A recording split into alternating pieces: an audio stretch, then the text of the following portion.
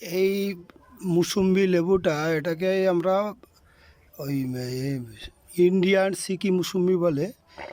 এই গাছটা খুব সুন্দর। আমার ছাদ বাগানে এই 3-4 বছরের গাছ, 4 বছর হবে, 3 বছর ধরে ফলন পাচ্ছি এবং এবছর খুব বড় বড় সাইজ হয়েছে। আর এটা খুব সুমিষ্ট, মানে কাঁচাতেও খুব মিষ্টি লাগে, রস থাকে। অন্যদেরকে কার কী অভিজ্ঞতা জানিনি, এই মুসুম্বিটি কিন্তু খুবই সুন্দর এবং সুস্বাদু, এবং আমার এরকম একটি এই ডাবা টবে হয়ে আছে।